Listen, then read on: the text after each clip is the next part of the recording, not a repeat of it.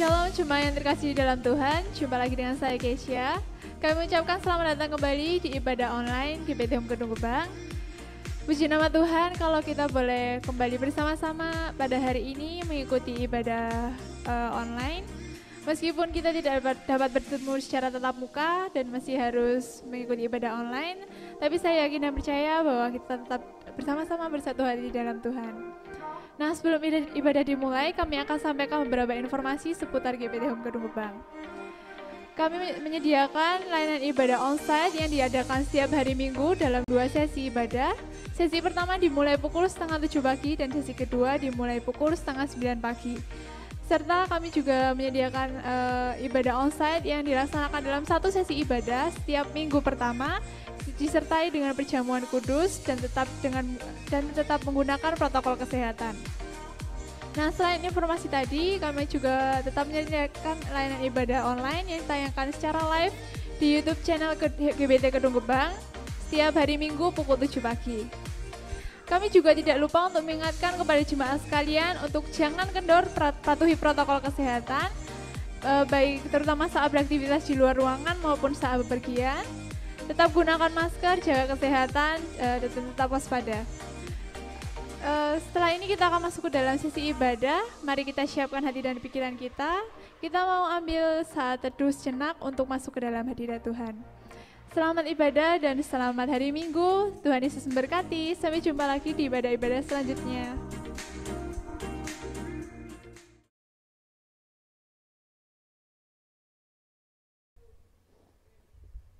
Shalom jemaat Tuhan yang sedang menyaksikan tayangan online pada hari ini. Tanpa terasa bahwa seminggu sudah berlalu lagi dan kita dipertemukan lagi dalam ibadah online untuk kita dapat mengucap syukur kepada Tuhan, dapat menikmati hadirat Tuhan dan merayakan semua kebaikan-Nya dalam kehidupan kita. Haleluya. Mari kita memuji dan besarkan nama Tuhan, karena hanya Tuhan Yesus yang layak untuk menerimanya. Layak untuk menerima sembah kita, hormat kita, segala pengagungan hanya bagi Tuhan Yesus. Mari saya ajak untuk kita pujikan pujian ini dengan segenap hati kita. Tak terukur kasih-Mu Yesus, Kau telah mati gantikan diriku. Kau curahkan darah-Mu untuk tebus dosaku. Layaklah Kau Tuhan dipuji dan disembah dengan segenap hatiku.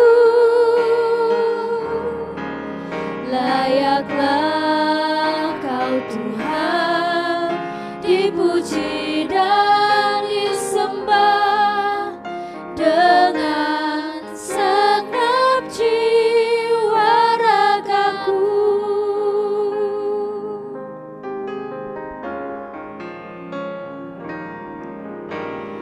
Tak terukur kasih-Mu Yesus, Kau telah mati gantikan diriku.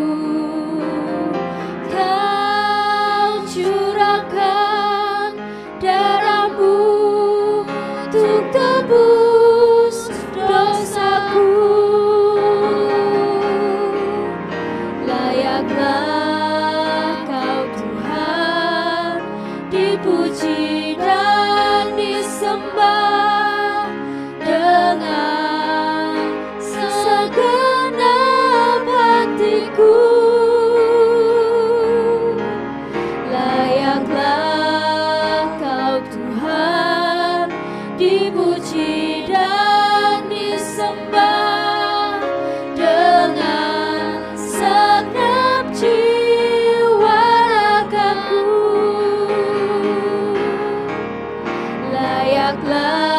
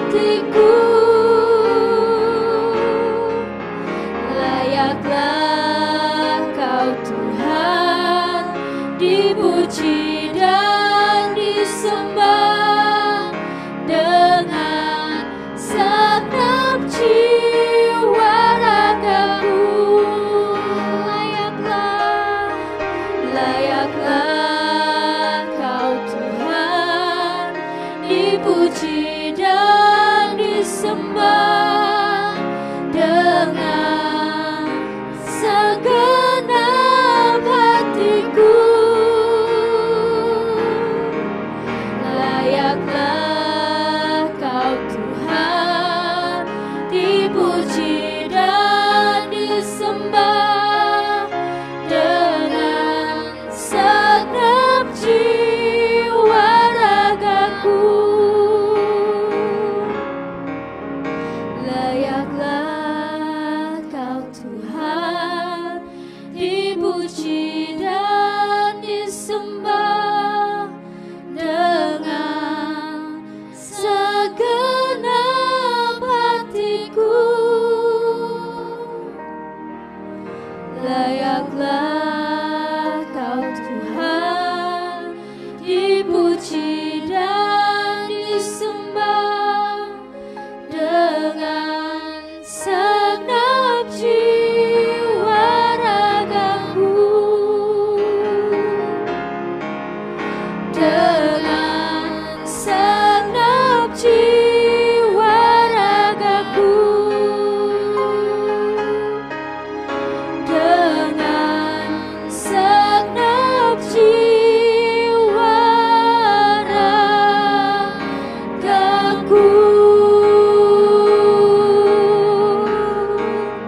Mari angkat hatimu, mari sembah Tuhan, karena hanya Dia yang layak menerima sembah, hanya Dia yang layak menerima hormat, kemuliaan, keagungan. Semuanya hanya bagi nama Tuhan Yesus Kristus. Mari angkat tanganmu, angkat suaramu, sembah Dia. Naikkan pujian, naikkan syukurmu kepadanya. Haleluya. Layaklah Kau Tuhan, terimalah sembah kami, terimalah pujian kami Tuhan. Oh,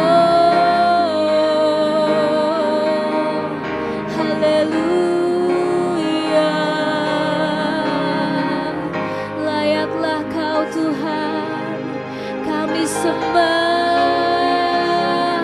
kami tinggikan nama-Mu dengan segenap hati kami. Haleluya.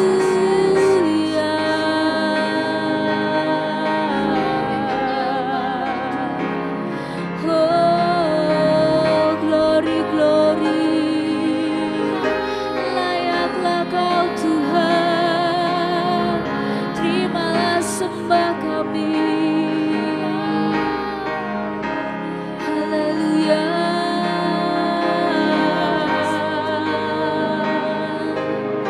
Kami tinggikan nama-Mu, kami agungkan nama-Mu Tuhan Yesus. Oh, glory, glory, Hosana, Hosana di tempat yang maha tinggi. Haleluya.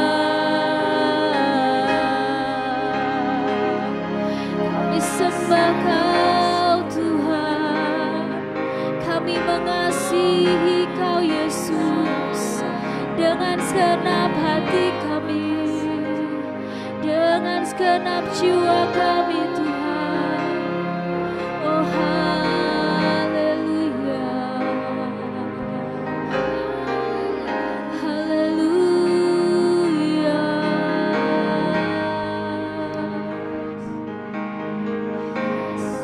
Haleluya Yesus. Kami mengasihi Kau Tuhan dengan segenap hati kami, dengan segenap jiwa kami Tuhan Yesus. Kami cinta Kau Tuhan. Haleluya Yesus.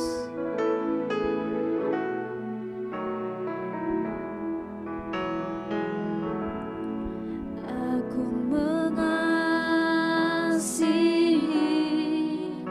Engkau Yesus dengan segenap hatiku.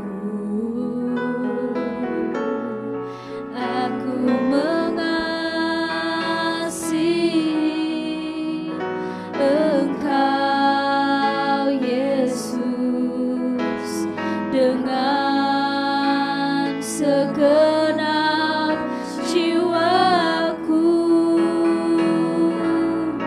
Ku renungkan firman-Mu siang dan malam, ku pegang perintah-Mu dan ku lakukan.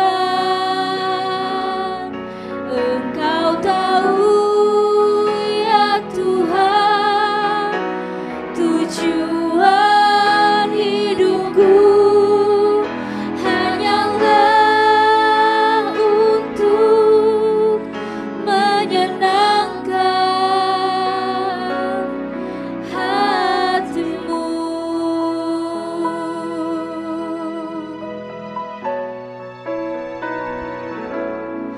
Aku mengasihi Engkau Yesus dengan segenap hatiku. Aku mengasihi Engkau Yesus dengan segenap jiwaku. Ku renungkan firman-Mu siang dan malam, ku pegang perintah-Mu dan ku lakukan. Engkau tahu ya Tuhan, tujuan hidupku hanyalah untuk menyenangkan hati-Mu. Katakan lagi Bapak Ibu bahwa kami mengasihi Engkau Tuhan Yesus. Aku mengasihi Engkau Yesus dengan segenap hatiku.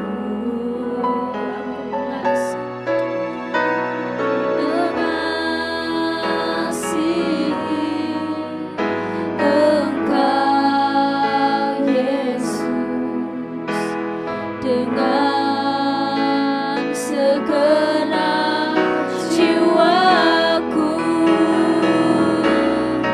Ku renungkan firman-Mu siang dan malam, ku pegang perintah-Mu dan ku lakukan.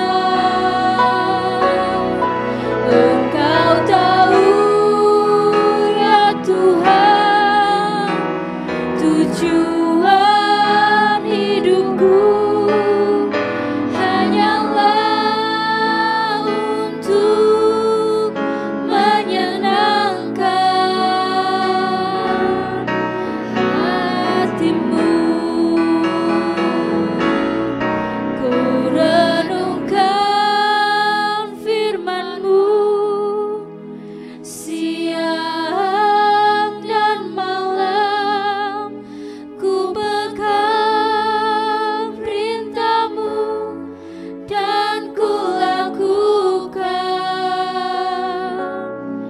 Engkau tahu ya Tuhan, tujuan hidupku hanyalah untuk menyenangkan hati-Mu. Ku renungkan firman-Mu siang dan malam, ku pegang perintah-Mu dan ku lakukan. Engkau tahu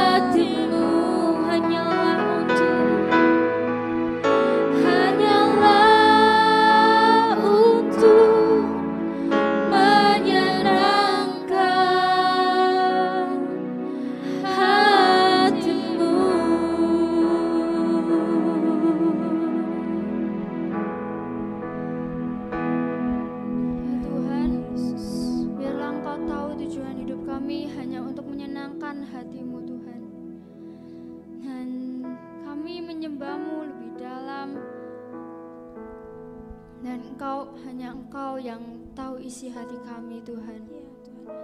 Sebentar lagi hamba-Mu akan menyampaikan firman. Kiranya Engkau mengurapi hamba-Mu agar menjadi berkat bagi banyak orang, bagi yang membutuhkan dan bagi yang sedang dalam rasa kesulitan Tuhan. Engkau memberkati mereka, menghibur mereka dan menjadi penolong mereka. Terima kasih Tuhan, kami serahkan ibadah ini ke dalam tangan-Mu, hanya di dalam nama Tuhan Yesus kami sudah berdoa.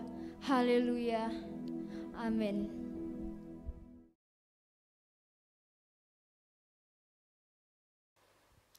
Salam jemaat Tuhan, kita sampai pada pembahasan kita seri Tokoh Iman. Kita sampai kepada Nuh. Minggu yang lalu kita belajar mengenai Henok bagian yang kedua.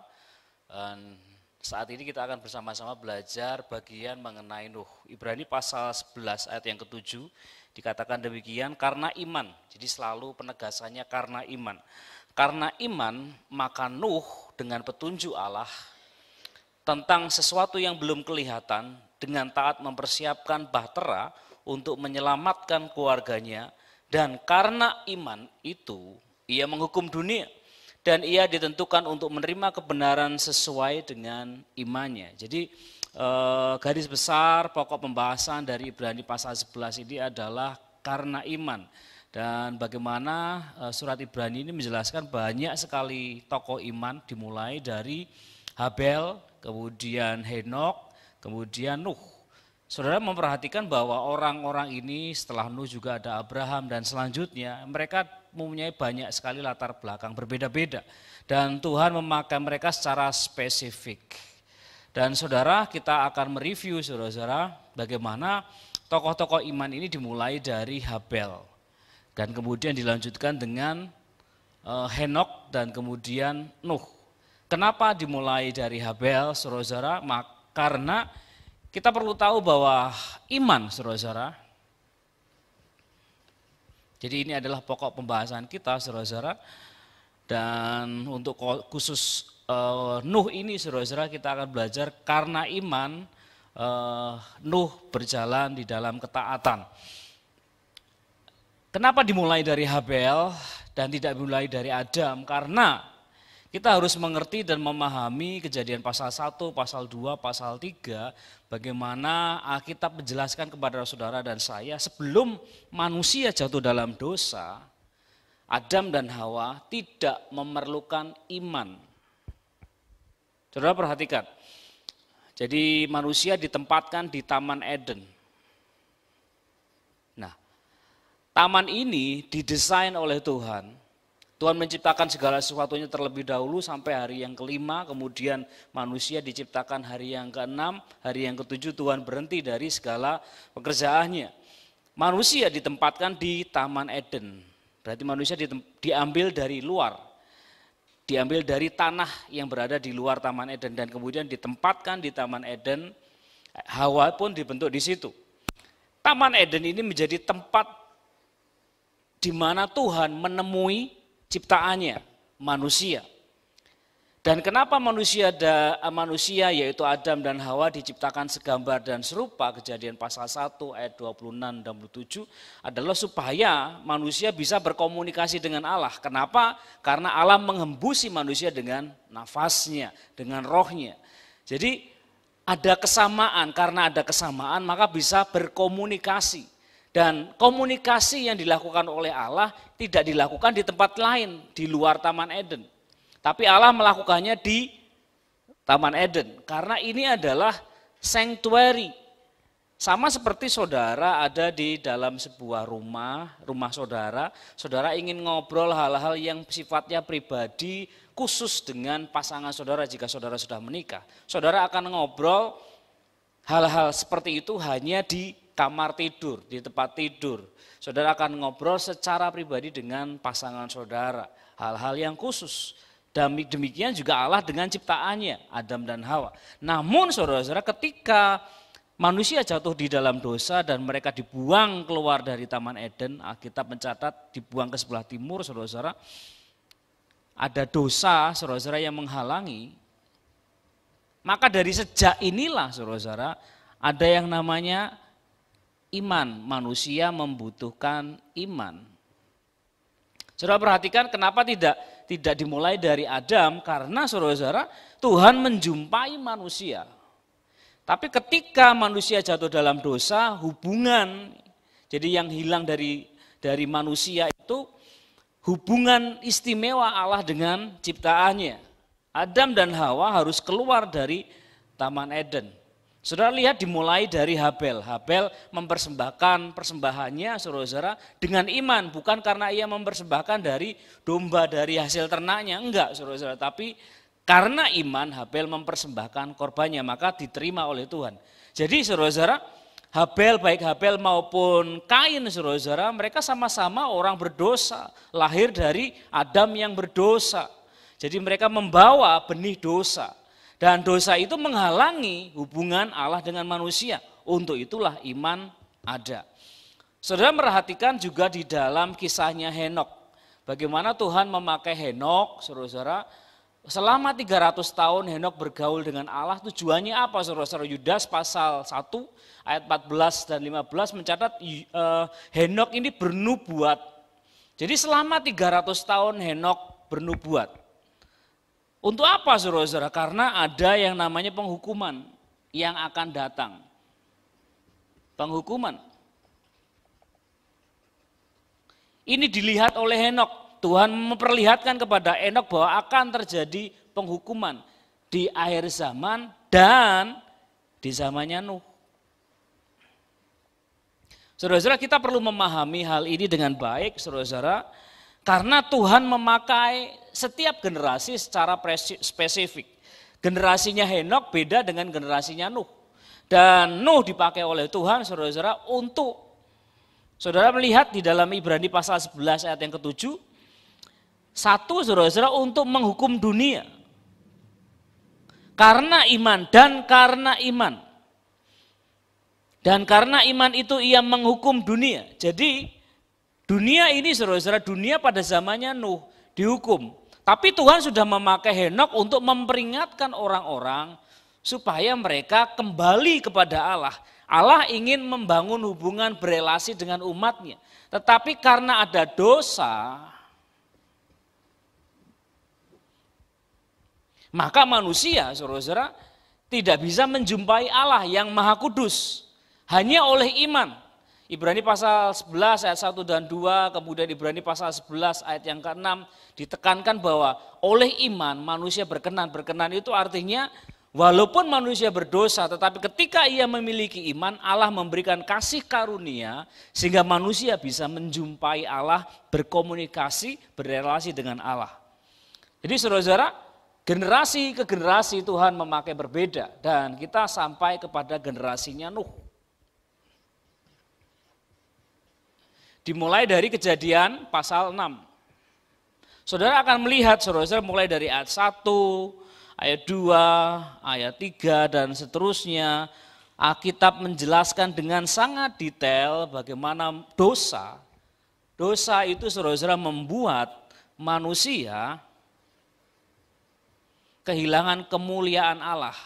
Artinya, saudara-saudara, semakin hari dosa itu menarik manusia menjauh dari Allah.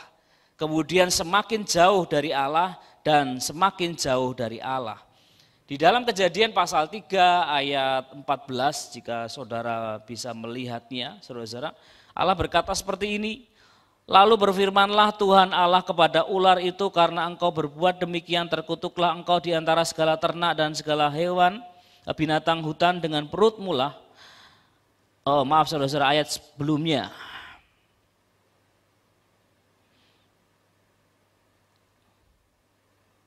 Oke, ayat 23 saudara-saudara, ayat 23 dan 24.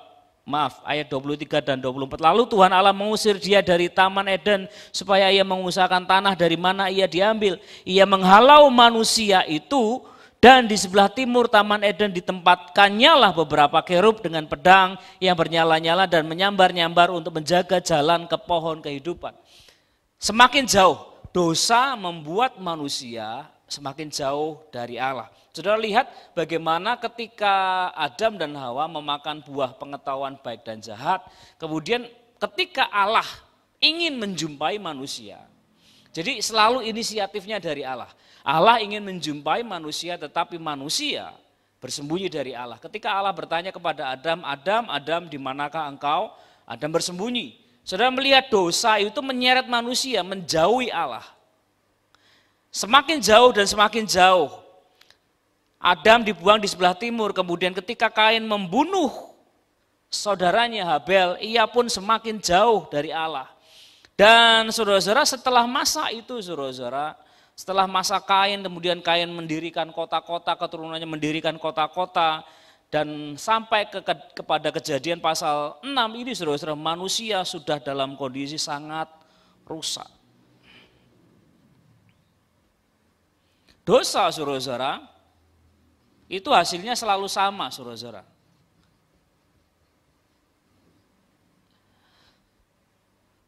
Selalu menghasilkan kerusakan. Jika saudara dan saya mengamati dengan baik, saudara-saudara, Kejadian pasal 6 ini, saudara-saudara, cerita tentang dosa manusia, kejahatan manusia, Tuhan menjabarkannya dengan sangat detail.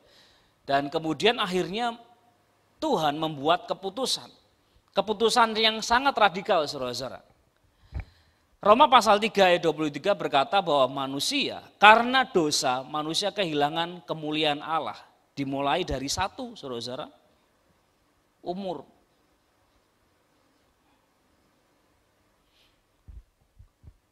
Dari harusnya, saudara-saudara, berumur panjang, kemudian ada pemotongan umur. 969 dicatat oleh Alkitab umur Metusalah, saudara-saudara. Tetapi kemudian selesai pada zaman Nuh, saudara-saudara. Setelah zamannya Nuh, saudara-saudara, manusia hanya mencapai umur 120 tahun saja. Itu standar yang Tuhan tetapkan. Yang kedua, saudara-saudara, karena dosa semakin menumpuk, saudara-saudara, segala sesuatunya itu menjadi rusak. Jadi saudara perhatikan, dengan dosa, apapun yang disentuh oleh manusia itu rusak. Karena Alkitab Tuhan mengutuk, saudara-saudara, mencatat dengan sangat jelas bahwa terkutuklah bumi, terkutuklah tanah karena engkau. Jadi ketika dosa merasuk dalam hidup Adam dan Hawa, yang terkutuk bukan saja Adam dan Hawa. Adam akan berpeluh, bekerja dengan susah payah, untuk makan tadinya Tuhan sudah sediakan di Taman Eden. Tapi kemudian dia harus bersusah payah, bumi melawan Adam. Dan semakin dosa itu berkembang, saudara-saudara, maka segala sesuatunya menjadi semakin rusak. Apapun yang disentuh semakin rusak. Kebalikannya, saudara-saudara, Mazmur berkata ayat 1, saudara-saudara, ayat 1-3 berkata, orang yang bergaul dengan Allah itu akan berbuah setiap musim. Akhirnya tidak ada musim yang namanya musim hidup dalam kegagalan. Tuhan akan menjadikan saudara berhasil karena apa, saudara-saudara? Relasinya balik. Dengan cara apa? Beriman, membangun hubungan dengan Allah dengan iman, sama seperti Henokh. Nah, saudara perhatikan, yang kedua, saudara-saudara, Allah membuat keputusan yang sangat drastis, saudara-saudara, di dalam Kejadian pasal 6 ayat 11 dan 12. Adapun bumi itu telah rusak di hadapan Allah dan penuh kekerasan. Bumi rusak dan penuh kekerasan. Bumi rusak dan penuh kekerasan,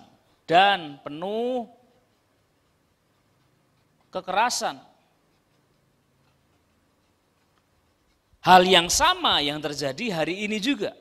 Bumi rusak dan penuh dengan kekerasan. Itu nubuatan tentang hidupnya Nuh yang disampaikan di dalam Matius pasal 24 tentang kedatangan Kristus. Sama. Nah, saudara-saudara, yang kedua, saudara-saudara, Allah menilik bumi itu dan sungguhlah rusak benar, sebab semua manusia, perhatikan, menjalankan hidup yang rusak di bumi.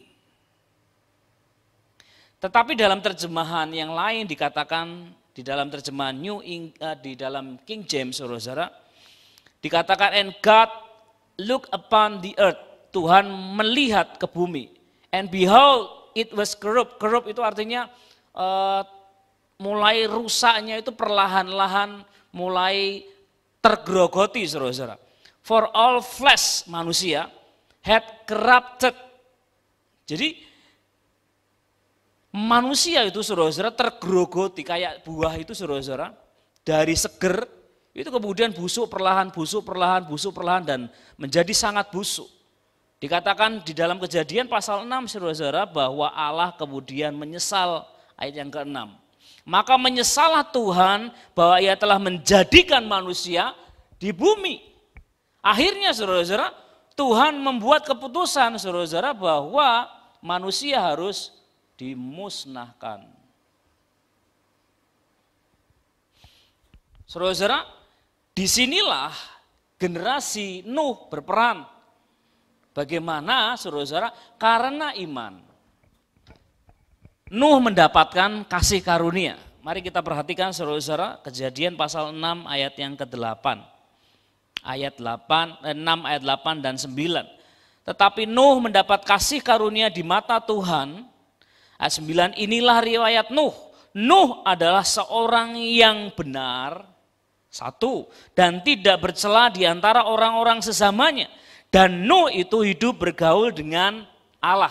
Saudara-saudara, kita jangan kebalik bacanya, saudara-saudara. Jadi dimulai dengan kasih karunia. Jadi karena iman, Nuh mendapat kasih karunia. Jadi Ibrani pasal 11 ayat yang ke-7 juga menjelaskan karena iman, dimulai dengan kata karena iman. Kita ulangi lagi, saudara-saudara, Ibrani pasal 11 ayat yang ke-7. Karena iman, maka Nuh dengan petunjuk Allah tentang segala sesuatu yang belum kelihatan, dengan taat mempersiapkan bahtera untuk menyelamatkan keluarganya, dan karena iman. Jadi penegasannya sangat jelas.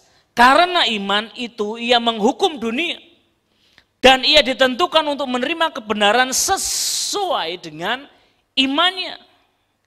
By faith. Jadi saudara-saudara, untuk itulah juga saudara-saudara Martin Luther mengeluarkan semacam dekret, saudara-saudara, sola fide.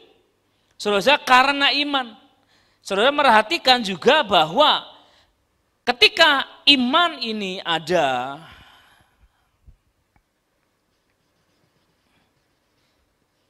maka ada kasih karunia.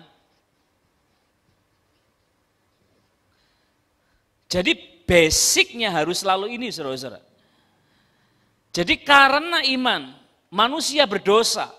Habel manusia berdosa karena dia lahir dari benih dosa. Henok juga manusia berdosa karena dia juga membawa benih dosa yang sama. Dan ketika mereka hidup oleh iman, mereka dapat kasih karunia. Dan kasih karunia inilah yang memampukan mereka, saudara-saudara. Habel memberi persembahan kepada Allah dengan benar, kemudian Henok bergaul karib dengan Allah. Dan untuk Nuh, saudara-saudara, dikatakan ia adalah seorang yang benar. Yang kedua, tidak bercela.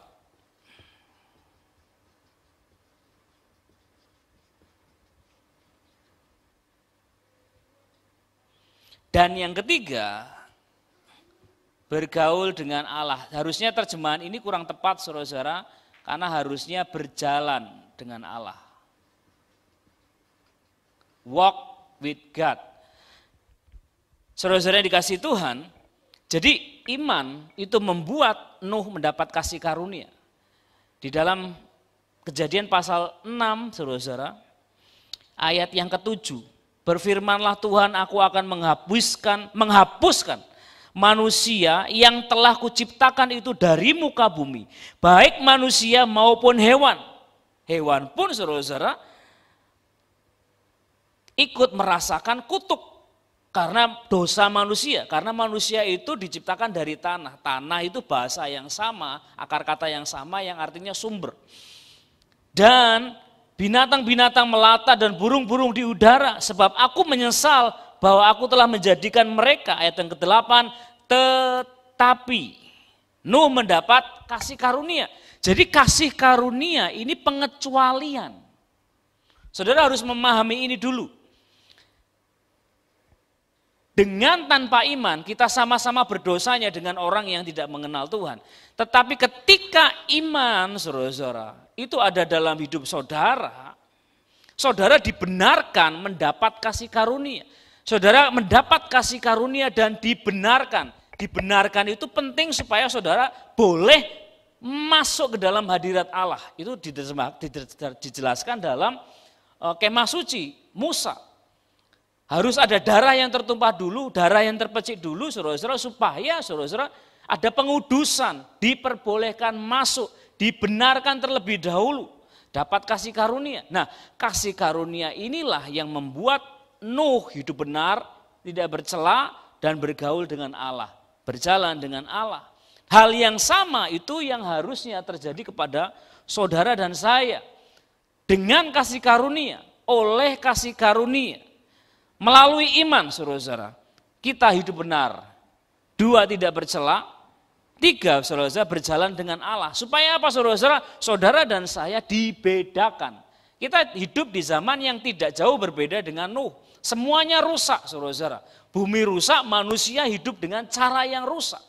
Yang saudara dibutuhkan adalah iman. Saudara harus memegang teguh iman yang ada dalam hidup saudara hari ini. Supaya apa, saudara-saudara? Saudara dibedakan. Nuh, saudara-saudara, dibedakan oleh Tuhan karena Nuh hidup benar, tidak bercela, berjalan dengan Allah. Maka dari itu Nuh dapat kekhususan dari Tuhan. Dia dipakai Tuhan untuk menghukum. Saudara-saudara, Nuh dan Henok. Henok, saudara-saudara, hidup dengan cara yang sama, dengan pola yang sama. Henok diangkat oleh Tuhan. Tapi perhatikan, dengan pola yang sama, saudara-saudara, Nuh tidak diangkat oleh Tuhan. Tetapi Nuh, saudara-saudara, dipakai Tuhan untuk menghukum.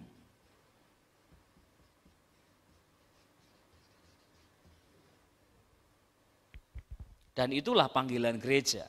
Saudara diangkat dan saudara akan dipakai Tuhan untuk menghukum bumi. Ini adalah nubuatan tentang akhir zaman. Bagaimana Tuhan memakai gereja Tuhan, yaitu saudara dan saya.